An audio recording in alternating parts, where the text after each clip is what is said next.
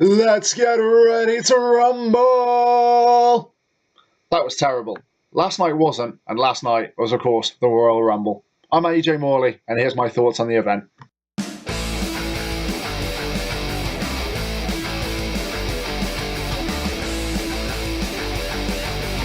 Well, that was a whole lot of fun, wasn't it?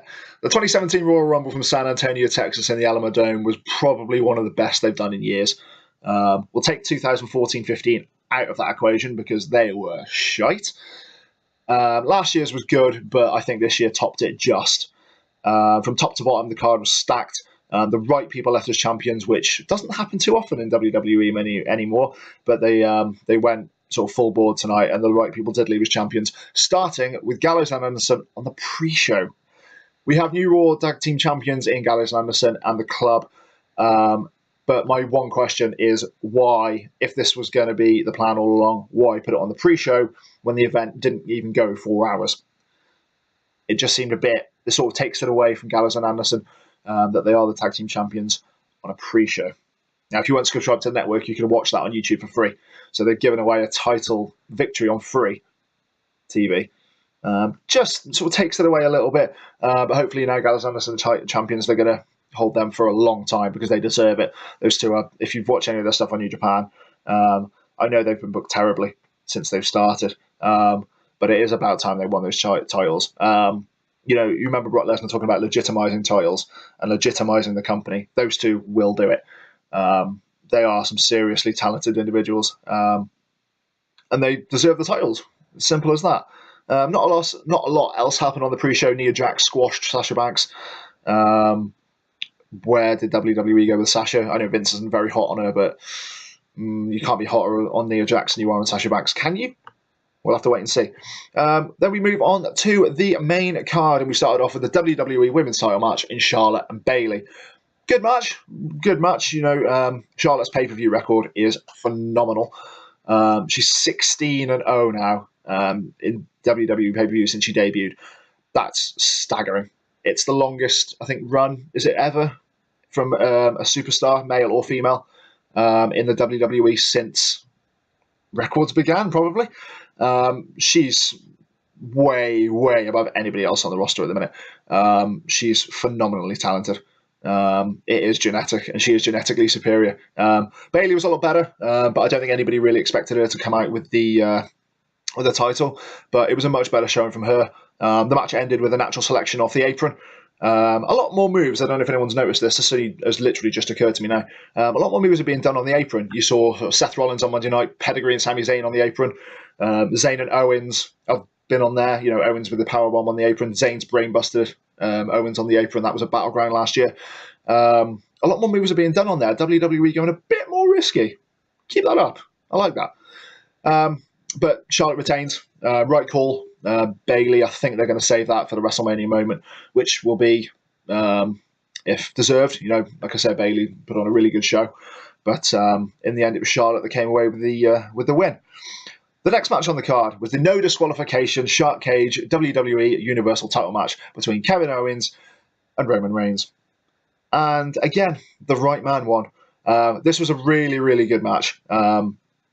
It played so well. A lot of people were, sort of including myself, were very confused about how a no disqualification match renders the Shark Cage that Chris Jericho was locked in. It was completely pointless.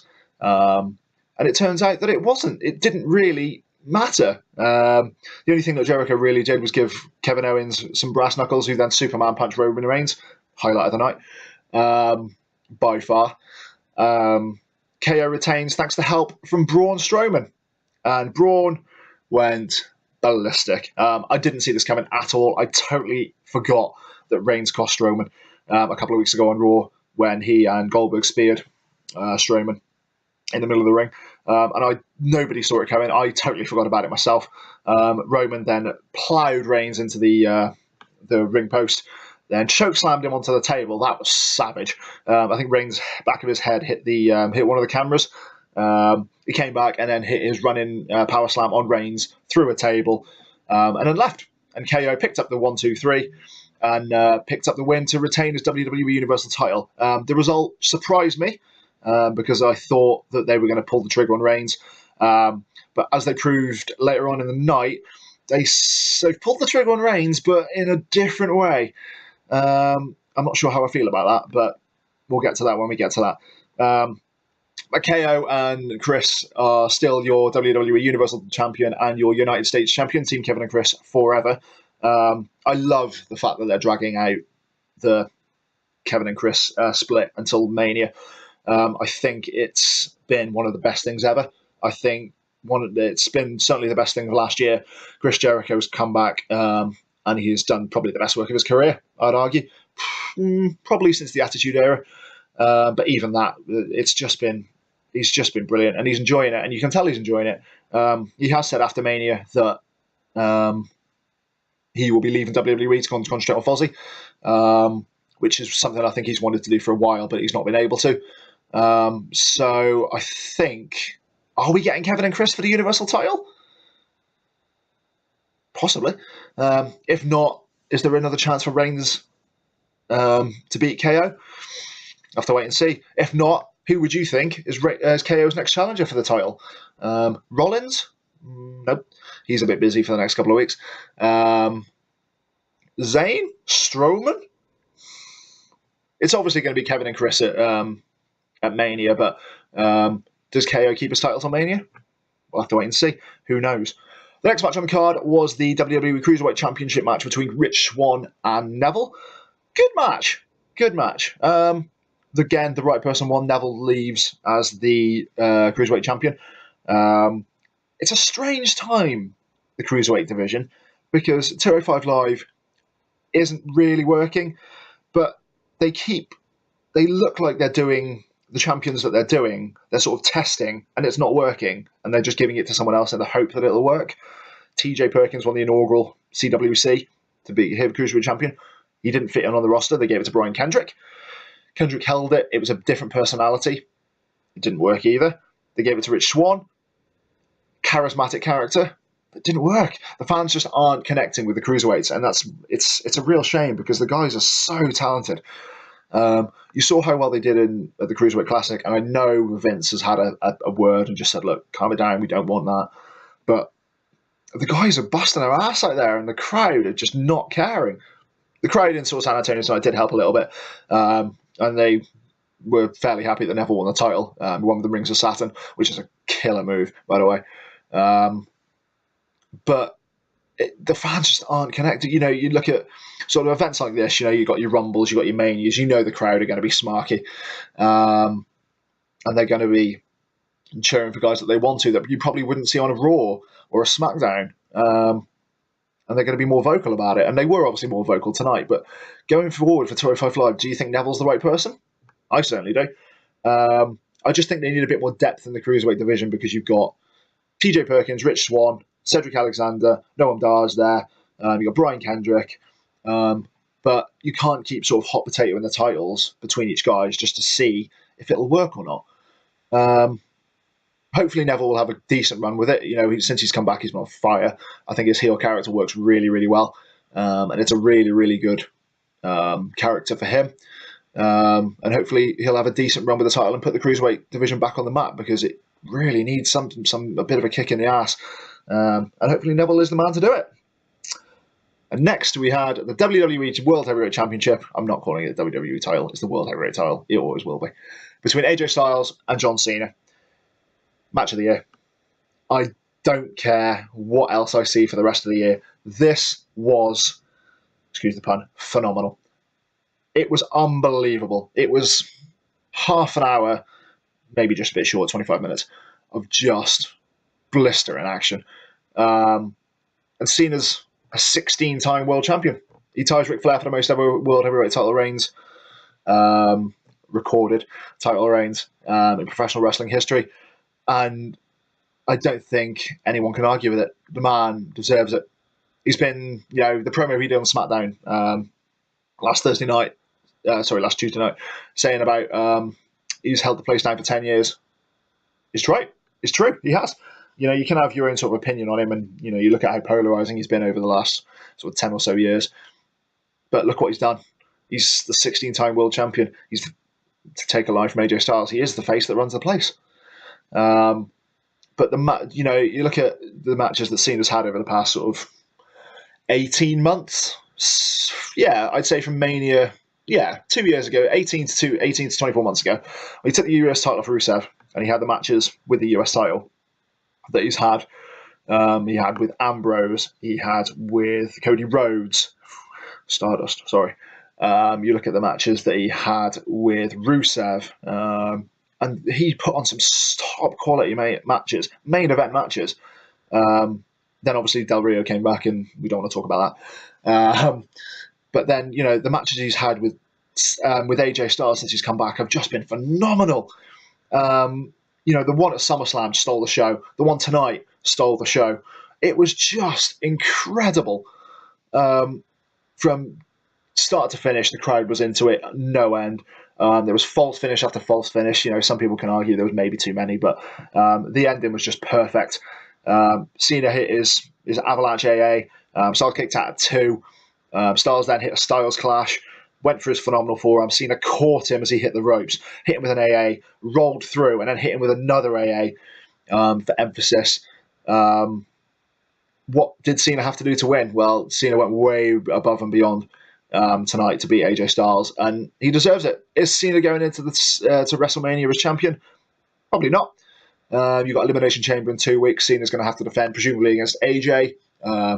Going to go on a limb and say Orton will be there. If Orton's in there, Wyatt will be in there. Ambrose probably. And The Miz? We'll go for The Miz. Yeah, I'll say The Miz will be in there. And probably Baron Corbin as well. So that'll be the 6 that I think will be in the Elimination Chamber. I don't think Cena will be champion by the end of it, which makes you wonder who he's going to face at Mania. Obviously, there's rumours of, you read internet forums and you read whatnot. Samoa Joe is the name that's being called up. What a first feud that will be for Joe. And he will hold his own against Cena big time. And he'll deserve it if he does. That'll be awesome if Joe gets in there.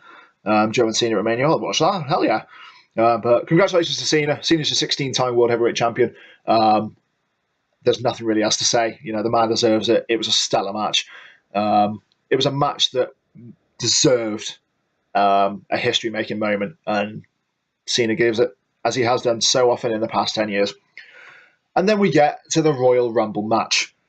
So the first 2 out were Big Cass, who seemed to take about half a year to get to the ring because the promo dragged, and Chris Jericho, Y2J, he was in the Rumble for an hour. He was in the final 4, I think, or the final 5. He went for a full hour, but he spent a good half of that outside the ring hiding, which was quite funny. Number 3 was Kalisto, and the first 50. I'm not going to run through all the guys that were in it. The first 15 were perfect because it told so many different stories. Kalisto was 3. Corbin came in a little bit later on, and you had those 2 going at it. Strowman came in at 7, and then you had Strowman and Kalisto. Then you had Ambrose coming a little bit later. The first 15 guys that came in, it was timed to perfection. The little stories that played off each other was absolutely superb. Braun Strowman looked like a beast in this match. I think he had the most eliminations at 7. I think there was one point he had 6 of the first 12 that came in. Strowman eliminated by himself. He looked like an absolute animal. He's being pushed. He really is being pushed. It's difficult because the WWE universe and the fans aren't keen on big guys. Big Show, Kane, we'll leave Taker out of that, and Strowman. You look at those 3, and they are big guys. And their fans they're very one-dimensional. And the fans don't want to see that. They want to see, I suppose this is how the culture's going nowadays, but you want to look at your AJ Styles, you want to look at your indie darlings, if you like, to quote a CM Punk phrase. But the WWE, you've got to look at them and they think they know what's best, and they are pushing Strowman, and they are pushing Strowman to the moon. I can't see him being a champion, not a universal champion. I think you look at the talent that they've got on that roster. Does Strowman fit way up there? Talent-wise, probably not. but it's not just about the talent; it's about how you apply yourself and in the business and whatnot. And I think they're going to push him. I don't say I don't want to, but I just don't think they will. And yeah, he was an absolute beast. First shock of the Royal Rumble was when, probably the only shock, big shock really. We'll get to the last one in a minute. The only other one was a number 30 entrant. But Baron Corbin eliminated Strowman on his own. He clotheslined him over the top rope, but Zayn Haluva kicked him. Sami Zayn coming in at number 8. He had a great showing as well. He was in the final sort of 6 or 7, I think it was. But then Strowman looked an absolute beast. Corbin eliminated him, and then from that point to, I'd say, when Randy came in at 23, it was a huge lull, and you just sort of had superstar come in and superstar come in and superstar come in and superstar come in, and we had 10. They actually did it. I didn't think they were going to do it, but at number 10, Ty Dillinger came in, and the house got torn down. The crowd went nuts. It was just a great show. I didn't think they'd actually go ahead and do it.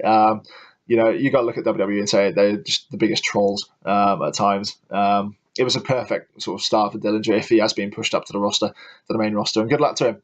I think he could have a really, really good feud with maybe The Miz. I think that would be a good feud. Maybe like a mid-card SmackDown talent. I think that would be a really sort of good start for Dillinger to sort of welcome his way into the WWE. If he does stay in NXT, he's I think a lot of people call him the Dolph Ziggler of NXT because he just jobs consistently, and that ain't good. So hopefully, his character won't be like that on the main roster. Hopefully he'll go to SmackDown because I think their rosters are looking a little bit thin. But then if Joe gets caught up as well, he'll be going to SmackDown, hopefully. So we'll just have to wait and see. But from 15 to 23, it just seemed to have a lull. Kofi's yearly Royal Rumble spot didn't really take off. He sort of held on to the ring post on the outside. Looked like he smacked it hard as well. Fair play for actually staying in because that looked like a nasty ass bump.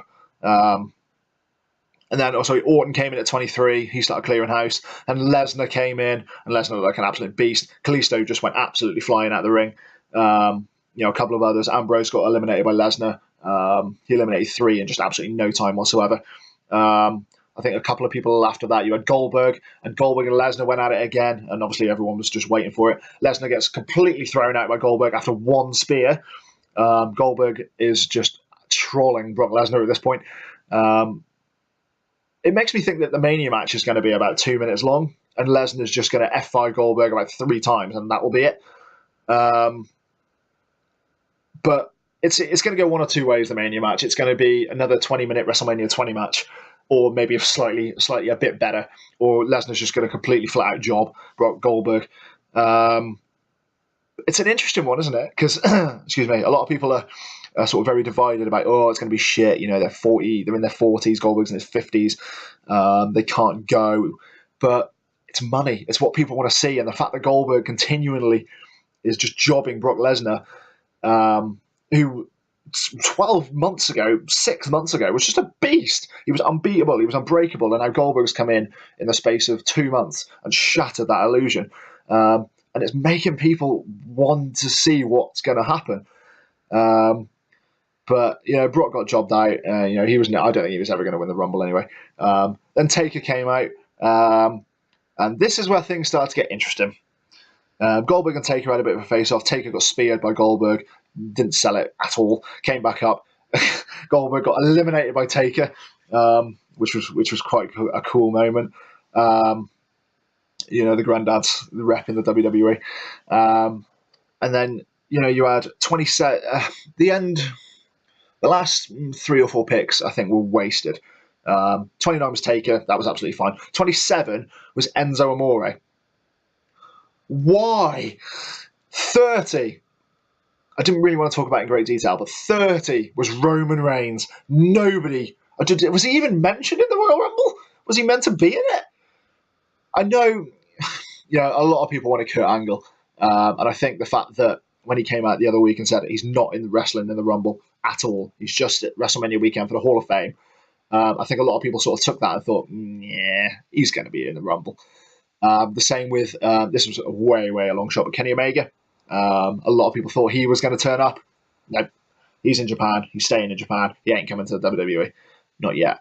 A lot of people thought Balor was going to come back. I thought Balor was going to come back personally, but I also thought Angle was going to be in the Rumble. But to give it to Reigns, no. It was funny. His music hit and the boos just rained down and rained down and rained down. Nobody wanted Reigns because they thought it was just going to be a 2015 repeat. Also, Roman Reigns didn't sell anything in that match from the Kevin Owens match. He didn't sell anything in the Rumble to that. He didn't really sell it in the match himself, but in the Rumble, he was absolutely fine. Superman powers. But the final four were Jericho, Wyatt, Orton, and Reigns. Reigns eliminated The Undertaker. Are we getting Reigns and Taker at Mania? Please, let's not get Reigns and Taker. Reigns and Strowman? Yeah, I'll see that. Big man versus big man. How can Roman Reigns overcome the odds of the immovable object that's Braun Strowman? I don't want Reigns and Taker. Will Taker be in the Elimination Chamber match? Maybe. I doubt it. I think Taker's going for a Raw guy at Mania. And it does look like it's going to be Reigns. How do we feel about that? I don't particularly want to see it. I don't think Reigns is going to be able to carry a 45-year-old guy as well as someone like Cena. Hint, hint. Cena and Taker is the match that everybody wants to see. That will never happen, by the way.